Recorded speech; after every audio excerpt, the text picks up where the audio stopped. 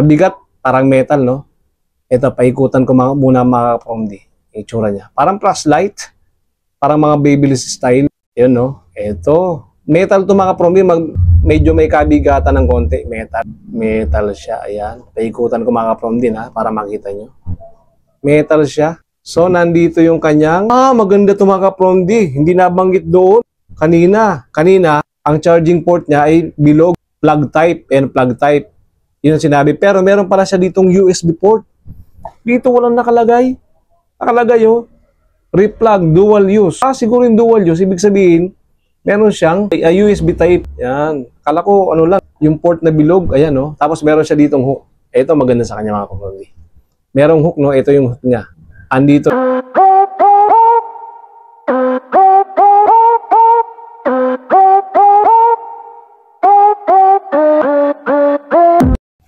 Ayun, mga ka-Promdi.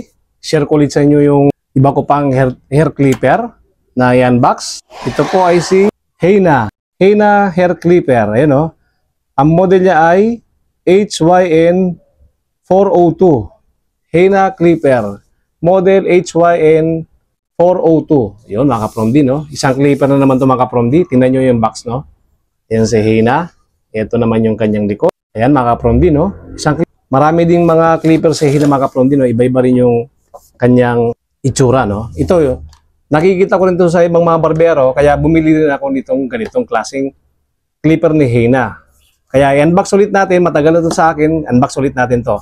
Pero bago yung lahat, sana po makapag-subscribe muna po kayo sa mga bago pa lang nakabisita sa YouTube channel ko. Ako po si Promdi Barber, nag-unbox po ng mga clipper, hair tutorial, barber, about barbering. Yun po ang video na ina-upload ko, mga ka-Promdi, no? Sana po makapag-subscribe, like and share sa video na to para lagi po kayong updated sa mga susunod ko pang videos. Pakiclick na rin yung aking notification bell dyan kung may lalabas man, mga ka-Promdi, no? So umpisa na natin. Wala pala itong mga ka-Promding plastic, kaya share ko muna sa inyo kung ano ang kanyang specs dito. Basahin po natin, mga ka-Promdi, no? Ang specs ni Heyna HYN 402. So, ang nakalagay dito, mga ka-Promdi, meron siyang 10 watts. Yun, ang output power nito, 10 watts. So, malakas. Malakas ang power nito, mga ka-Promdi, no? Meron din siyang battery capacity na 2,000 mAh battery. Malaki-laki na rin ang kanyang battery capacity. Meron siyang charging time na 180 minutes. 3 oras yung siyang i-charge. So, 3 oras siyang i-charge. Ang nakalagay dito, wala siyang nakalagay kung ilang oras nyo siyang gagamitin. Yun lamang, mga ka-Promdi, ang malungkot. Pero karamihan dito, mga ka-Promdi, no, kung ang kanyang oras na pag-charge is 180 minutes, ganun din siguro ang kanyang usage time o yung kanyang paggamit. Nakalagay dito is powerful motor, high rotational speed. Hindi po ito magnetic, no? Ito ay rotational dynamo, no? Dynamo siya. So, yun lang nakalagay dito, mga ka-Promdi. Wala tayong nakalagay na oras. Specs lang, no? Wala rin siyang RPM na nakalagay. Wala rin po siyang RPM na nakalagay, mga ka-Promdi. So, titingnan natin. Ang nakalagay dito ay meron siyang adjustment switch, sharp blade, on-off switch button. Nasa harapan yung kanyang switch button. Ang maganda dito, mga ka-Promdi, meron siyang LED display. Ayan, o, screen. Yun. May LCD screen siya. Tapos, replug dual case. Ay, replug dual use.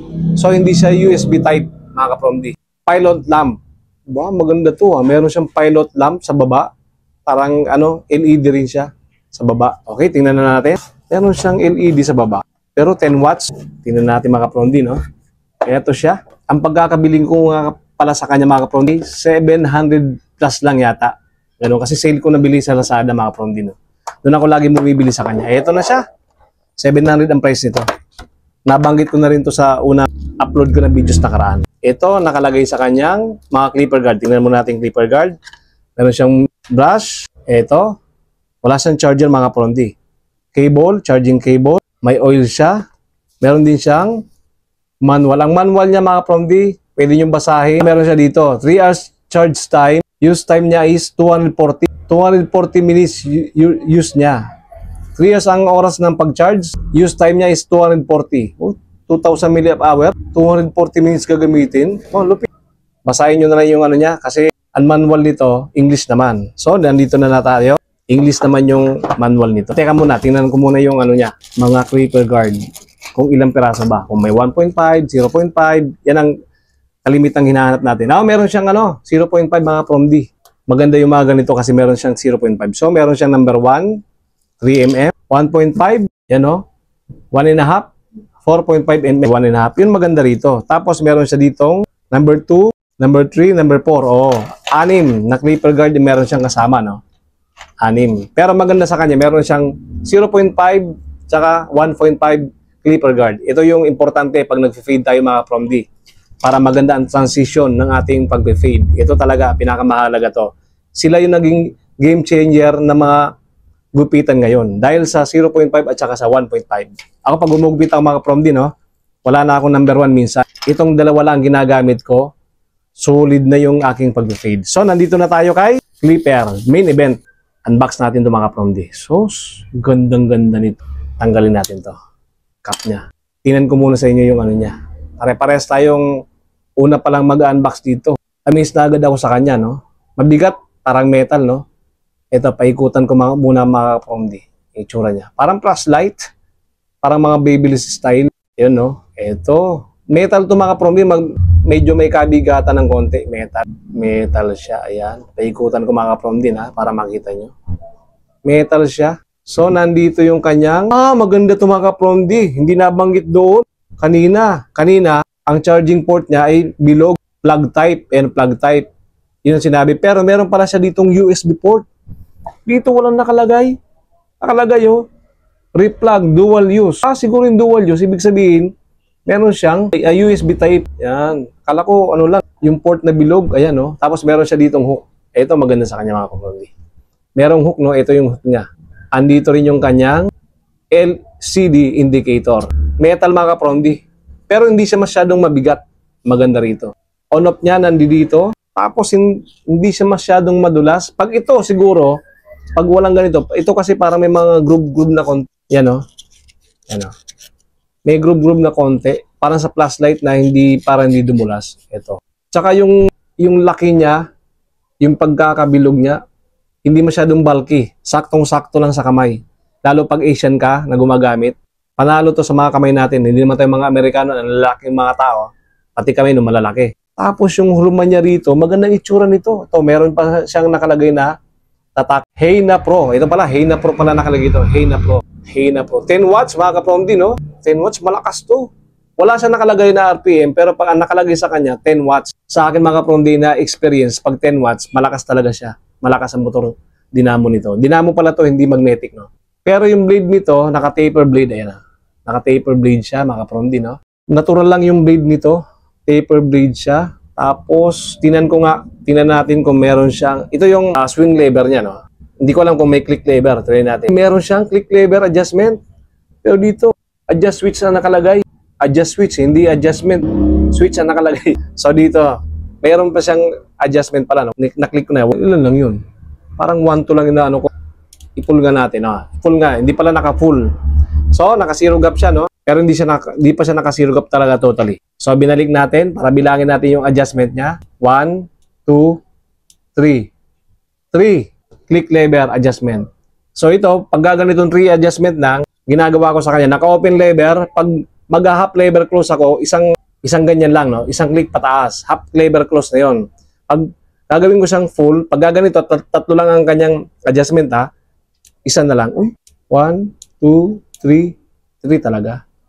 1, 2, 3. Yun. 1, 2, 3. Yun nga, mga ka-from D. Pag ganyan, isang click lever, half lever close, close lever na. Tatlo nga lang. 1, 2, 3. So, pag half lever close naman dito, isang ganyan. Yun. O meron pa siya dito. Dulo to. Yun. Basta hanapin nyo yung half lever close niya dito. Pero para sa akin kasi, half lever close, yung pangalawa. Yun. Pero alanganin. Pag na-zero gap ko to, mag-adjustment pa to yung kanyang lever close dito. Sa inyo, hindi ko alam kung paano kayo mag-half lever close dito. Pero karamihan sa akin, pag half lever close, kung hindi isang ganyan, yung pangalawa. Kung meron pa siyang natitira doon, yun yung open lever na. Pero pag gaganyan ito, pwedeng dalawa yung sa pangalawa. Isa, bawa, naka-close, Isa. Sa pangalawa, half lever close yun. Sa pangatlo, full lever open naman. So maganda pala to kasi meron siyang click lever. Ang maganda sa click lever niya mga kapron, parang metal. Ito, metal. Tsaka maganda yung combination ng kulay niya. Kulay black at saka gold. Maganda to. Magandang itsura ng Hina Pro na to. At saka maganda sa kanya mga kapron di. Meron siyang, sa murang halaga, meron siyang adjustment. Noong araw kasi, makakakita ka na ng mga adjustment lever na ganito sa mga medyo mahal na presyo, no? Pero ito, meron na siyang adjustment. Karamihan kasi swing lever lang, ano? Up and down lang, no? Medyo mabigat ng konti, pero kaya naman. Di ka rin masyado mangangalay dito. Kaya naman siyang pagaanin ng kamay. Kaya. Maganda yung click lever niya. Metal. So, close ko muna. Pero hindi ko lang alam kung ito ordinary lang ang blade nito kasi mura lang presyo nito. Pero sa iba minsan 900 o 1,000 to.